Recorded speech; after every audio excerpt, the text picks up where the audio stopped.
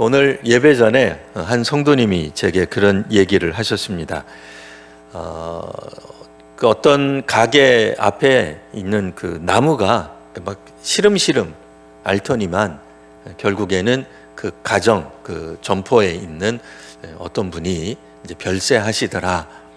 그래서 그 어떤 집이나 가게 앞에 있는 이 나무의 어떤 그런 생명력과 그 집에 그 혹은 그 뭐 회사나 가게에 있는 사람의 생명력하고 어떤 그런 연관성이 있는 것 아닌가.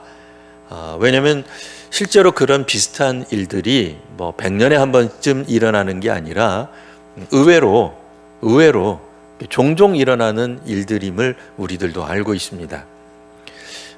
그러다 보니까 무언가 어떤 일들이 벌어지게 되면 그 일들이 일어나는 것들을 미리 예고하거나 혹은 어떤 원인이 되는 일들이 분명히 있지 않을까라고 생각하는 게 저는 굉장히 자연스럽다라고 생각을 합니다. 그래서 또한 한때 우리나라에서 유행했던 이제 그런 사고, 생각 하나가 있습니다. 외국 사람이 쓴 책 이름인데요. 책 제목은 가게에 흐르는 저주를 끊어라 라고 하는 책입니다. 기독교 서적 분야에서 대히트를 쳤던 베스트셀러였던 적이 있죠. 이분이 쓴 책은 우리나라에 무려 한 10여 종 번역이 되어 있을 정도로 상당히 한국교회에 한때 영향을 끼쳤던 이제 그런 책입니다. 그러다 보니 교회에서도 임직 선물로 주거나 혹은 치유사역자나 기독교 상담가들도 가게에 흐르는 저주라고 하는 단어를 하나의 어떤 그런 명제처럼 사용하기도 했다 말입니다. 실제로 저주를 받고 싶은 사람이 어디 있겠습니까? 우리 중에 저주를 받아야 마땅하다 그렇게 생각하는 사람은 없을 겁니다.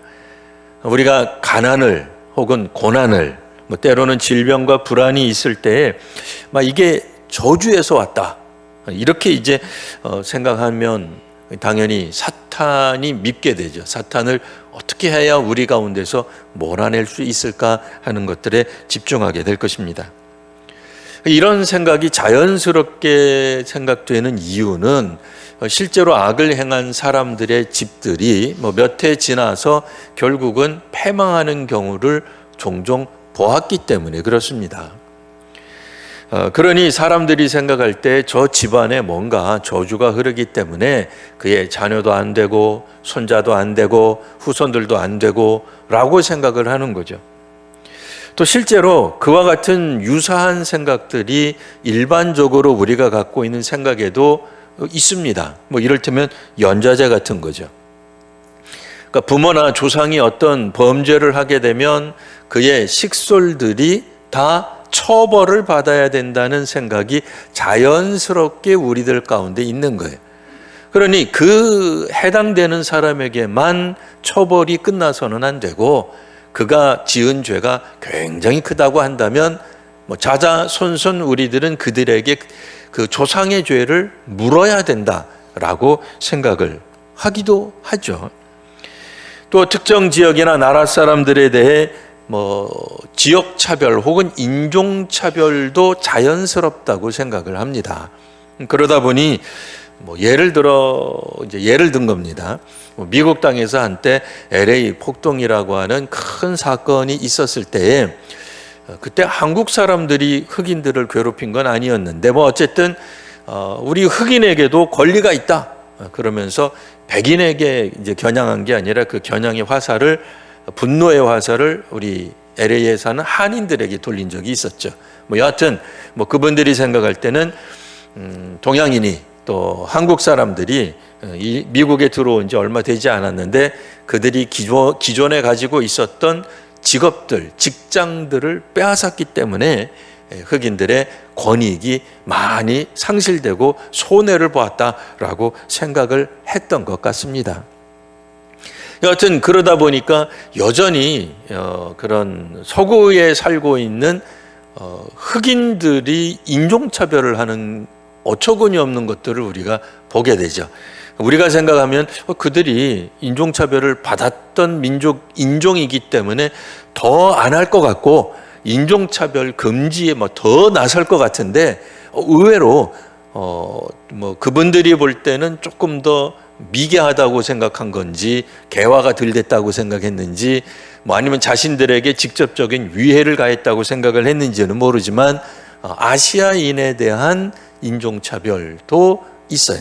근데 이제 그런 것들이 한두 번에 그치는 게 아니라 대를 이어 만나는 모든 사람들, 심지어는 이렇게 여행객에게까지도 인종차별하는 이런 것들을 보면 우리가 가게에 흐르는 저주 혹은 어떤 그 민족에 흐르는 저주, 지역에 흐르는 저주 이런 것들이 흔히들 괜찮은 것 같은 사고를 우리도 하고 있다라는 이야기입니다.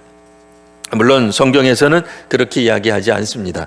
성경적 사고는 신명기 24장 16절 아버지는 그 자식들로 말미암아 죽임을 당하지 않을 것이요 자식들은 그 아버지로 말미암아 죽임을 당하지 않을 것이니 각 사람은 자기 죄로 말미암아 죽임을 당할 것이다 라고 율법에 나와 있습니다. 또 예레미야 31장 30절에는 신 포도를 먹는 자마다 그의 이가 신 것 같이 누구나 자기의 죄악으로 말미암아 죽으리라 라고 이야기를 하고 있습니다. 사실 오늘 우리가 제가 먼저 이제 중점적으로 읽고자 했던 본문은 8절에서 12절입니다. 근데 이제 읽다가 보니까 조금 더 내용을 풍성하게 하기 위해서 13절에서 22절도 마저 읽었는데요. 8절에서 12절 내용은 이스라엘의 왕, 북왕국 스가랴 왕에 대한 기록입니다. 스가랴는 놀랍게도 6달 통치합니다. 아이고 기가 막히죠. 기왕 왕이 됐는데 왕이 6달밖에 통치를 못하네요. 오늘날에는 장관으로 취임했다가 갑자기 특정 장관 얘기하는 게 아니니까요. 그냥 애둘러서 들으시면 됩니다. 장관 이렇게 취임했다가 몇 개월 만에 그냥 낙마하는 사람들도 있는데 그거 안타까운 거죠. 적어도 한 나라의 장관쯤 됐으면 그래도 임기는 못 채운다 하더라도 연 단위는 가야 될 것 아닙니까? 근데 고대 사회의 왕이라고 하는 거는요. 특별히 그가 죽지 않는 한 죽을 때까지 왕 노릇할 수 있는 거예요. 그렇게 생각해 보면 6개월이 현대적 개념으로는 흔히 있는 거다 이렇게 생각할 수 있지만 고대 사회 왕권 시대라고 생각한다면 이거는 짧아도 너무 짧은 거예요. 자, 그러면 스가랴에 대해서 사람들이 무시할 수도 있지만 무시해서는 안 되는 이유는 뭐겠어요? 너무 짧은 통치 기간. 이거 이상하지 않냐? 왜 이러냐? 아무리 북왕국 왕조가 하나님 보시기에 악을 행한 그런 못된 왕조들이라도 6개월은 이거 너무한 거 아니냐 해서 스가랴에 대해서 잠깐 생각해 보면 이 사람이 누구냐? 북왕국에서는 영웅이라고 불리울 만한 예후 왕조의 손자다 그 얘기예요. 그 예후 왕조 잠깐 설명하면요. 북왕국 왕조에 있어서 가장 악랄했던 못된 왕 그러면 우리 성도님들 교회학교 시절에 옛날에 다 배웠어요. 옛날에는 교회학교가 아니라 주일학교였죠. 주일학교 시절에 다 배웠어요. 뭐라고 배웠어요? 아합 왕이다. 그러니까 아합 그러면 항상 꼬리표처럼 나오는 게 선지자 엘리야 이러고 이제 우리 배웠단 말이에요. 근데 이 아합 가문도 꽤나 오래 통치해요. 아들 둘이 연이어서 통치합니다. 그 아합의 아버지 때까지 생각하면 그이들도 꽤 오래 통치한 거예요. 그래 아합 왕조가 그렇게 오래 통치하니 독재도 이런 독재가 없죠. 예? 이스라엘이 피폐해질 대로 피폐하죠. 아합의 부인 이 이세벨이라고 하는 여자는 바알과 아세라 신을 아예 북왕국의 무슨 국교인 것처럼 잘 정착하게 만든 어떤 측면에서 보면 여호와의 원수쯤 되는 사람이죠. 그러니 이 아합 왕조가 끼친 해악이 얼마나 크겠어요. 근데 이 아합 왕조를 단박에 한 번에 무너뜨린 사람이 바로 예후 왕조다 말이에요. 그러니까 적폐를 청산한 거예요. 완전히 잘못된 그런 관행들을 끊어내는데 앞장선 인물이 예후 왕이었단 말입니다.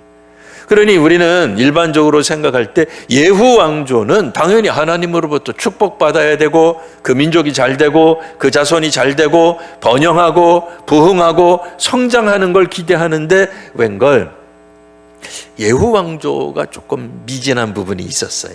그래서 하나님이 그때 뭐라 말씀하셨냐면 너 다음으로 4대까지 그러니까 예후까지 합치면 5대째 왕 노릇은 할 것이다. 그러나 그 이상은 못한다. 이런 말씀하셨단 말이에요. 그럼 이 스가랴가 누구냐? 그 예후 왕조의 마지막 왕이다 그 얘기. 그러니까 우리는 읽을 때 어떤 생각이 퍼뜩 들어요? 그래, 역시 예후 왕조였구나.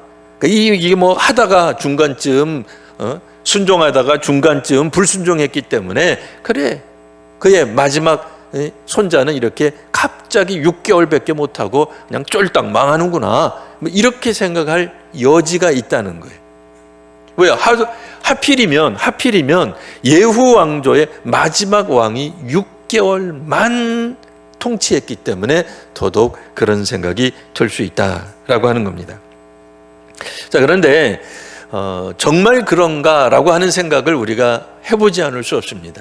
스가랴에 대한 평가는 9절에 이렇게 나옵니다. 그의 조상들의 행위대로 여호와 보시기에 악을 행했다. 그럼 이 조상이 누구냐 이거예요. 예후겠느냐? 아니에요. 북왕국 역대 왕들이 그렇듯 라는 의기예요. 그러니까 사실은 가문에 흐르는 저주가 아니라 이쯤 되면은 뭐 민족 속에 흐르는 저주라고밖에 말 못하는 거예요. 그러니까 사실은 가문에 흐르는, 가계에 흐르는 저주가 아니라 이 스가랴 자체도 그 역대 왕들이 해결하지 못한 문제 여전히 해결하지 못하고 있었다 그 얘기입니다. 실제로 이 스가랴를 6개월 만에 암살한 인물이 살룸이라고 하는 인물이 나옵니다. 이 살룸이 이 13절에서부터 보면 또 16절까지 그의 활동상이 나오죠. 근데 그는 더 황당해요. 살룸은 한 달밖에 통치 못해요.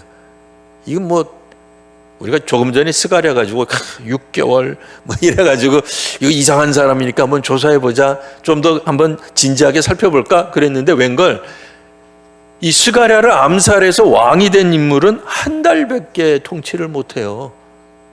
자, 그러면 그 다음에 그는 뭐 별로 평가받는 게 없습니다. 그래서 성경에 보시면 뭐 악을 행했다 이런 말이 안 나오는데 사실 악을 행하고 자시고 할 만한 건덕지가 없어서 안 나왔다고 성경학자들은 판단을 합니다. 그러니까 살롬이 경건해서 그 표현을 안 받은 게 아니고 한 달밖에 안 됐기 때문에 뭘 치적을 평가할 게 없는 거예요. 한 달 만에 그냥 하야했는데, 아니 하야가 아니죠. 그도 암살당했기 때문에 뭐 좋다 나쁘다 할 게 별로 없어요. 그러니까 그냥 묻어가는 거예요. 여전히 그냥 똑같이 나쁜 거예요. 그 다음에 17절부터 22절에는 므나헴이라고 하는 왕이 나옵니다. 근데 므나헴은 또 이전 왕이었던 살롬을 살해하고 왕이 됩니다. 자, 여기서 이제 우리가 두 번 반복돼서 나온 행위가 있어요. 뭐예요? 전 왕을 암살하고 왕이 되고, 또 마지막에 읽었던 22절에 나왔던 그 므나헴이라는 사람도 전 왕을 살해하고 암살하고 또 왕이 되고, 이 나라가 어떻게 되는 겁니까? 점점 이거와 산으로 가고 있는 거죠. 북왕국이 우리가 기본적으로 알고 있기를 하나님을 잘 섬기지 않았다는 것까지는 알고 있습니다. 그래도 예후 왕조를 통해서 북왕국의 한 줄기 희망이 흘렀다 그럴까요? 뭐 청량한 어떤 그런 것들이 뭐 시내 같은, 뭐 우리 청계천 같은 그런 어떤 물줄기가 한번 흘렀다고나 할까요? 근데 그게 정화되지 않았어요. 해결되지 않았어요. 물론 예후 왕조는 그 예후 이후에 4대 왕이 나옴으로써 그래도 북왕국 중에는 전성기를 맞이해요. 그래도 북왕국 입장에서는 우리가 볼 때는 뭐 약간 기가 막히긴 합니다만, 그래도 북왕국 입장에서는 그래도 왕성해지는 그런 모습을 잠깐은 보이지만, 우리가 생각해 볼 수 있는 것 하나는 뭡니까? 예후 왕조가 정말 영웅적인 왕조였다 하더라도 자녀들이 그 아버지, 그 할아버지의 후광과는 거리가 먼 삶을 살았다 그 얘기. 왜요? 오늘 성경에도 보시면 각기 자기 자신의 죄로 말미암아 왕위를 물려주고 또 물려줘요. 물론 예후 왕조 중에는 무려 40년간 통치하던 왕도 있었어요. 하지만 오늘 우리가 읽었던 성경 스가랴는 불과 6개월만 통치하고 그것도 비참하게 암살당하는. 암살 누가 와서 했겠어요?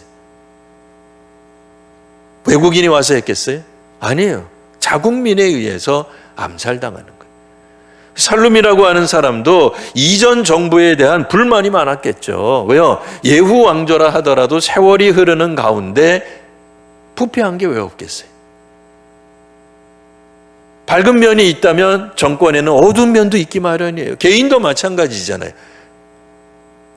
우리가 위인전 쓸 때나 좋은 점만 이야기합니다. 위인전 쓸 때나.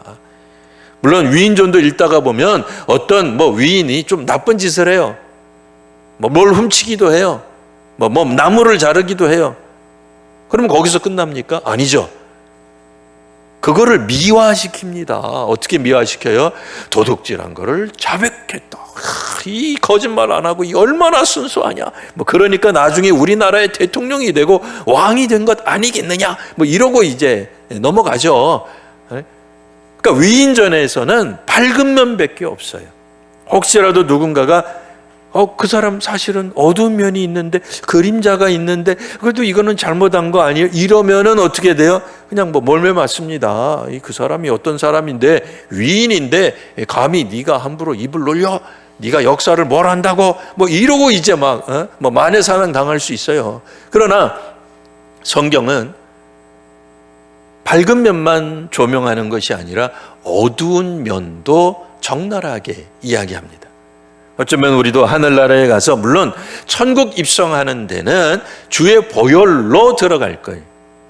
그러나 들어가기 전에 혹 성문지기가 누군지 모르겠습니다만 천국문, 천국에 있는 예루살렘 성문지기가 누군지는 모르겠습니다만 그 앞에 가가지고 쫙 어떤 우리의 인생 사는 거 펼쳐본다면 우리도 잘한 점, 주께 헌신한 점, 봉사한 점, 다른 사람을 위해서 내가 남 모르게 희생한 점들도 나오겠지만 남 모르게 뒷담화한 거, 명예훼손한 거죠. 욕한 거, 부정적인 거 이야기한 거, 부정적인 어떤 감정들을 여러 사람들과 함께 나누어서 누군가를 몰락시킨 거, 이런 것들 다 나올 거단 말이에요. 그죠? 왜 안 나오겠어요? 근데 문제는 오늘 성경을 읽다가 보니까 왕들마다 나오는 특징이 뭐예요? 하나님 보시기에 악을 행했다. 이겁니다. 가게에 흐르는 저주가 아니에요. 사람은 각자 자신의 신앙을 가지고 하나님 앞에서 자유롭게, 자유로운 의지를 가지고 결단하고 행동할 수 있는 겁니다. 옆에 있는 사람 누구 때문에, 물론 그럴 수 있어요. 옛말에 근묵자옥, 근주자적이라는 말이 있으니까 주변 환경에 따라 나도 영향을 받을 수 있습니다. 또 어떤 사람들은 안 되면, 잘못되면 조상 탓 그러면서 마치 가게에 흐르는 저주가 정당한 것처럼 조상에게 모든 것들을, 원인을 돌릴 수도 있을 겁니다. 혹은 현 정부가 잘 안 되는 이유는 이전 정부 때문이라고 이야기할 수도 있을 겁니다. 왜? 그게 우리들이 어떤 측면에서 보면 자연스러운 현상들이기 때문에 그래요. 그럼에도 하나님 보시기에 하나님을 섬기는 일만큼은, 적어도 하나님 앞에서 우리가 신앙생활하는 것만큼은 우리 스스로 자유로운 의지를 가지고 결단하고 헌신하는 거예요. 다른 사람들에게 핑계댈 이유가 없습니다.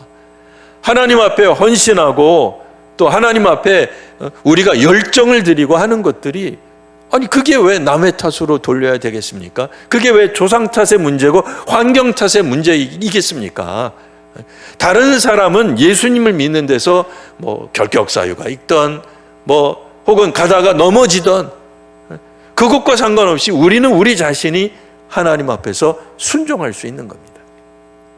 그런 측면에서 우리가 다시 한번 생각하건대 구원으로 인도하는 문은 좁습니다.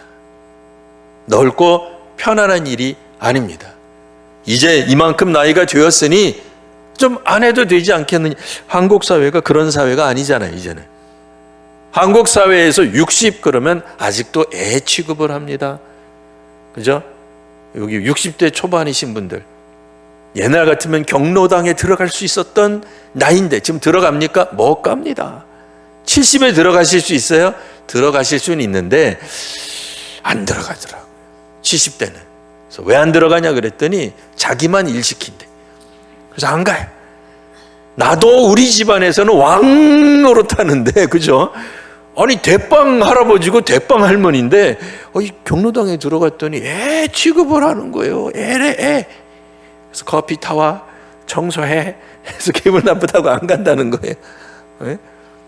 아니 지금 시대에 심지어는 그러니 누가 70 먹었다고 잔치하는 사람 요즘은 흔하지가 않아요. 하기는 해요. 가족끼리 그냥 조용히. 옛날에 60 환갑잔치는 어떤 잔치? 가족끼리 했어요? 아니에요. 다 아시잖아요. 동네 잔치예요. 사회가 함께 해요. 더불어 해요. 공동체가 함께 축하해 줬어요. 그러다가 슬쩍 없어졌죠. 70도 이제는 슬쩍 없어졌어요. 아니 물론 한다고 해서 창피한 건 아닙니다. 한다고 해서 제가 뭐라 그러는 게 아니에요. 70에 대한 잔치도 슬쩍 사라지는 시대라 말이에요. 네? 그러니 지금은 우리들은 70이 되어서도 막 일해야 돼요. 열심히 막 밖에 나가서 일할 수도 있어. 돈을 벌어야 될 수도 있어요. 옛날 같지가 않아요. 옛날처럼 내가 어르신이다. 내가 어른이지. 이제 너희들은 나를 봉양해. 에이, 웬걸. 이 교회만 해도 그래요. 아니 특히 제가 아는 신금호 교회라는 교회가 있어요. 제가 계속 듣는 이야기가 목사님 내가 70으로 은퇴했는데 계속해서 뭐 해야 됩니까? 저도 30년 전 같았으면 그런 얘기 안 해요. 권사님 하지 마세요. 장로님 하지 마세요. 그랬을 거예요. 지금은 시대가 바뀐 거예요. 70이 넘어도 열심히 봉사해야 되는 시대가 되어버렸죠. 자, 우리가 하나님 앞에서 봉사하고 헌신하는 것은 예전 같으면 사실 60만 되더라도 거의 교회에서 안 했어요. 그냥 자리에 앉아 있으면 그냥 저 젊은 그냥 그 집사님들이 와서 밥 갖다 주고 다 그랬어요. 근데 지금은 어디 그래요? 그런 거 없습니다. 아직까지는 우리 건강할 때는 스스로 우리가 우리 일을 할 수 있는 거죠.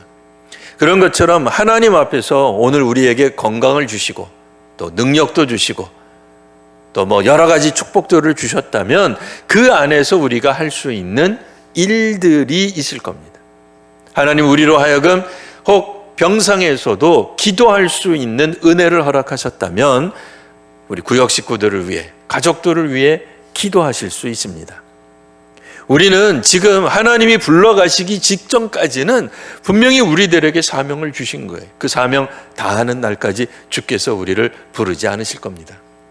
사명을 다한다는 마음을 가지시고 조금 안타깝긴 하죠. 조금 아쉽기는 합니다만 지금 우리 성도님들이 어떻게 보면 우리 어려서는 정말 부모님께 말씀 잘 듣고 부모님 공양하고 그렇게 세월을 지냈기 때문에 이제 우리가 장성하고 노년이 들어서는 우리의 자녀들이 우리의 자식들이 나를 봉양하겠지 해야 되는데 자녀들의 봉양을 기대할 수 없는 희한하게 낀 세대가 되어버렸어요.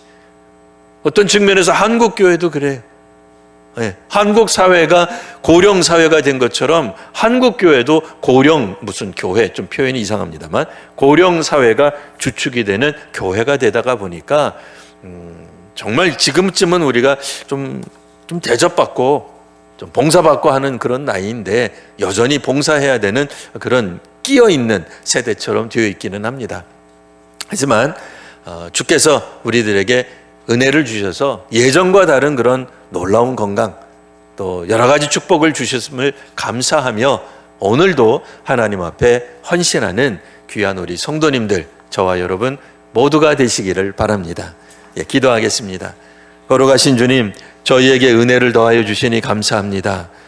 우리 나와서 출석하여 예배할 수 있는 건강도 허락하여 주시고 또 저희로 하여금 하나님 앞에서 이렇게 복음을 증거할 수 있는 지혜도 허락하시니 감사합니다.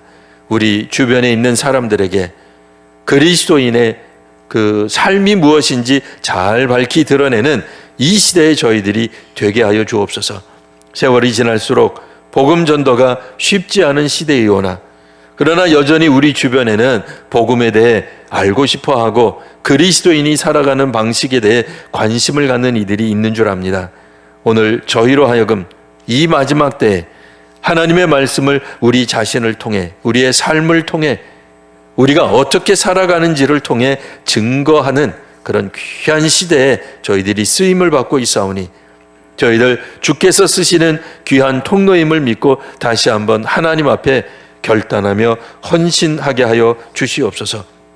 오늘도 주의 복음을 들고 열심으로 사역하는 이들이 있습니다. 주님, 그들에게 복을 더하시고 은혜를 더하여 주시옵소서. 이제 또한 식당을 위하여 봉사부에서 봉사합니다. 하나님, 우리 봉사위원들에게 특별한 은혜를 더하여 주시옵소서. 저희들이 맛있는 점심을 먹으며 교제할 때에 그 교제가 주 안에서 더욱 깊어지는 은혜를 허락하여 주옵소서.